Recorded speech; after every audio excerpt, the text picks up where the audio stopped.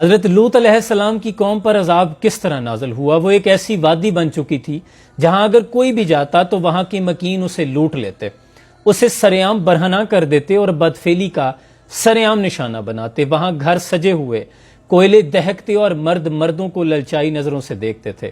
انہوں نے اپنی جسمانی اور نفسی خواہشات کو پورا کرنے کے لیے عورتوں کی بجائے مردوں کی جانب رخ کر لیا تھا، اور عورتیں اس میں برابر کی شریک تھی، عورتیں بھی ان میں ساتھ شامل تھی۔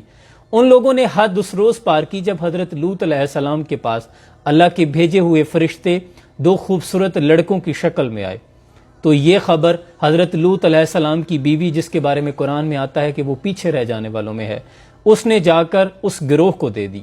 تمام لوگوں کو پتہ چل گیا اور وہ لوگ گروہ در گروہ دروازے توڑنے لگے، وہ جھپٹنے لگے اور ان کے ذہنوں میں انہی خوبصورت لڑکوں کے بارے میں خواہشات نفسانی ابھر رہی تھی، شیطانی الاؤ دہک رہے تھے۔ وہ چاہتے تھے کہ جو لوط علیہ السلام کے پاس مہمان آئے ہیں انہیں کسی طرح حاصل کر لیں۔ حضرت لوط علیہ السلام انتہائی رنجیدہ ہوئے۔ فرشتوں نے کہا کہ آپ پریشان نہ ہوں، ہم اللہ کے فرشتے ہیں، یہ ہم تک تو دور کی بات آپ تک بھی نہیں پہنچ پائیں گے۔ رات اللہ نے حفاظت کے ساتھ گزاری۔ اگلے روز جب تمام مرد باہر للچائی نظروں کے ساتھ اور آپس میں سر جوڑے اس بات میں مشاورت کر رہے تھے، منصوبے بنا رہے تھے کہ ان مہمانوں کو کیسے حاصل کیا جائے، اللہ کی طرف سے عذاب آن پہنچا۔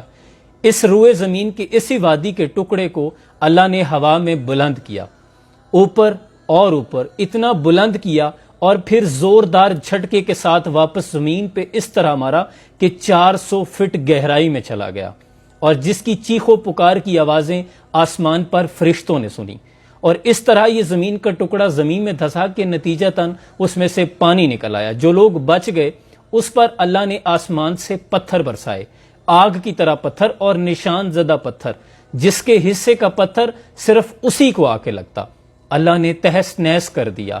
اور کس قدر غلیظ کام تھا یہ کہ اس کے نتیجے میں جو زمین سے پانی نکلا اور اس نے ان کی غلیظ لاشوں کو اپنے اندر دفن کیا، وہ پانی اتنا گندا ہو گیا کہ اسے ڈیڈ سی کہا جاتا ہے، بحیرہ مردار کہا جاتا ہے، جس میں زندگی کا تصور آج تک بھی پیدا نہیں ہوا۔ کوئی زندہ مچھلی نہیں ہے، کوئی مینڈک یا کوئی بھی حیوان وہاں پہ زندہ نہیں رہتا۔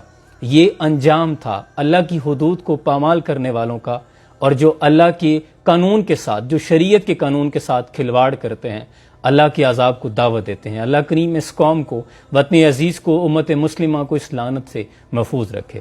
سلام پہنچے۔